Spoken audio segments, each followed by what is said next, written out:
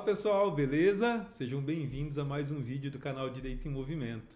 Hoje nós vamos falar de um assunto que é recheado de polêmicas e ele é discutido desde a reunião de família de domingo até o banco da faculdade das nossas universidades e até mesmo gera certa confusão em alguns profissionais que não são especialistas na área. E aí, você sabe qual é a diferença entre a guarda e a visita? Ou melhor dizendo, o regime de convivência e o regime de guarda?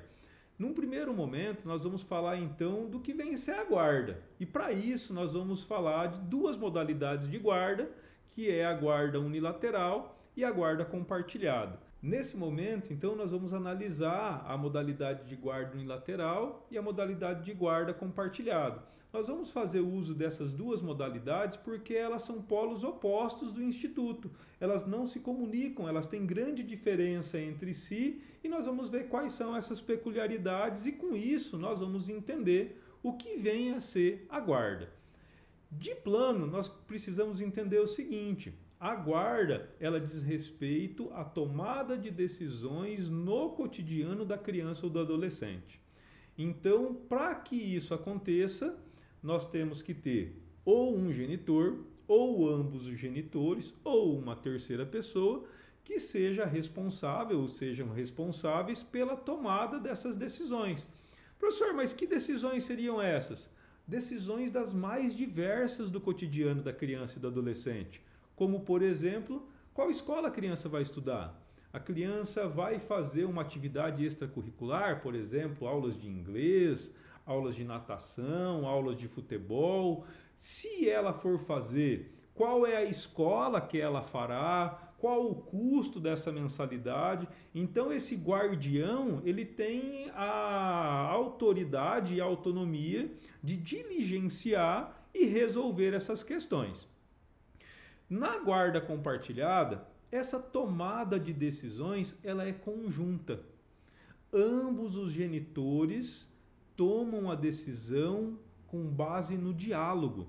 Eles conversam entre si, analisam a situação, problema que a criança ou adolescente está enfrentando e decidem juntos o que será feito. Por exemplo, na situação da escola que nós falamos agora há pouco, eles podem analisar uma, duas, três, quatro escolas. E dentre essas possibilidades, numa conversa adulta, sadia e harmônica, eles escolhem qual escola a criança ou adolescente será matriculado, qual a escola que ele frequentará. Outras situações que são vividas no dia a dia. Qual o profissional dentista que a criança vai? Qual o pediatra?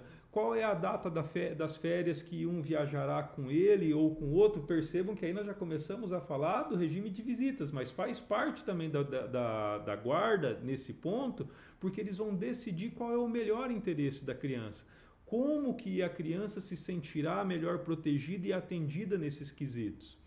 Ao passo que na guarda unilateral, nós não temos esse diálogo. Em regra, a guarda unilateral ela acontece em duas situações. Quando um dos genitores abre mão da guarda ou quando não há diálogo. Percebam que quando nós falamos agora há pouco da guarda compartilhada, nós falamos da necessidade de diálogo entre os genitores. Não havendo diálogo, impossível se estabelecer a guarda compartilhada, parte-se para a guarda unilateral.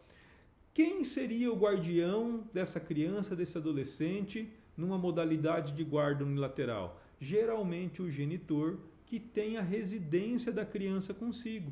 Então aí seria ele o responsável na tomada das decisões do cotidiano dessa criança, desse adolescente.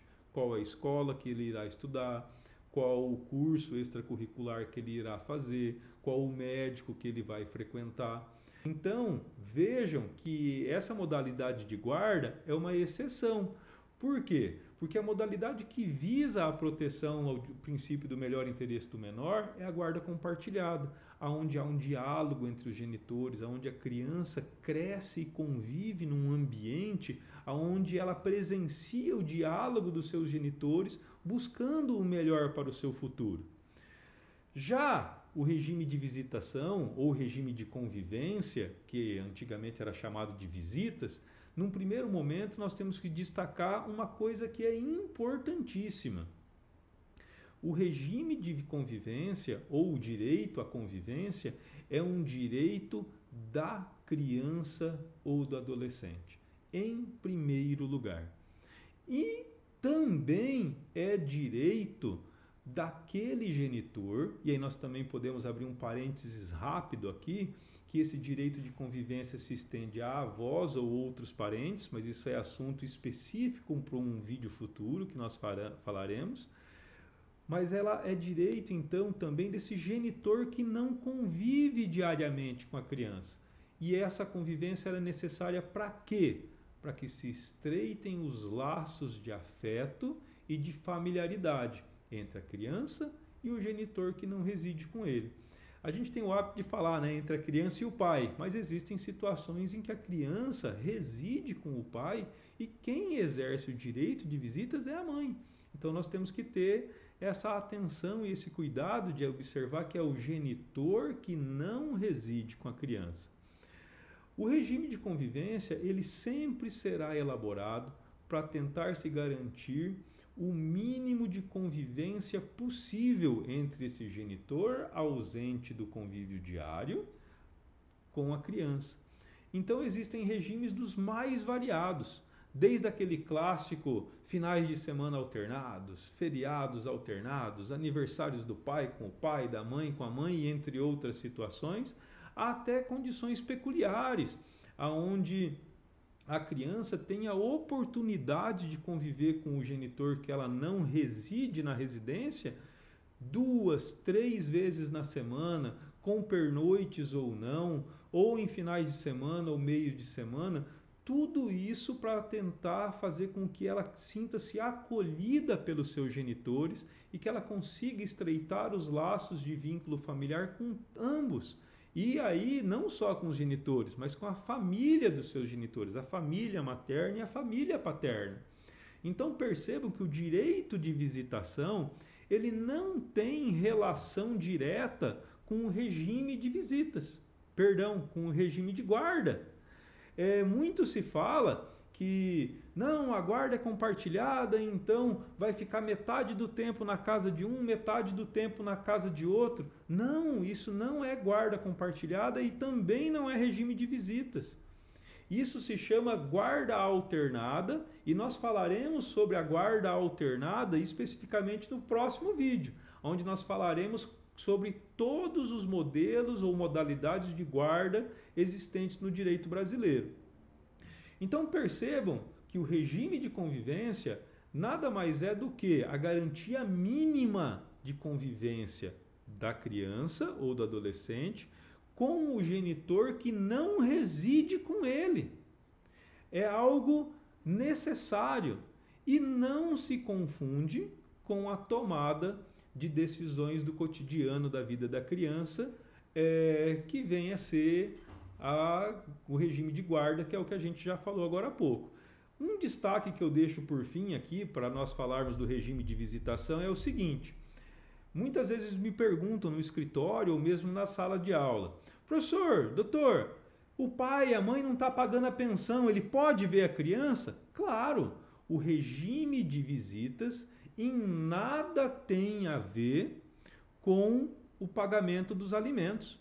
Os alimentos, eles são totalmente independentes do regime de visitas que pode ser exercido ou determinado em acordo ou por decisão judicial, a depender da situação. Então nós temos independência do regime de guarda, independência dos alimentos e independência do regime de visitas.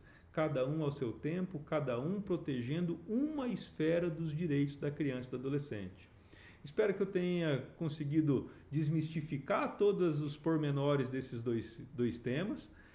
Se você gostou do vídeo, curta, compartilhe com seus amigos, se inscreva no canal para não perder os novos vídeos e mande sua sugestão de conteúdo para os vídeos futuros. Um abraço, até a próxima!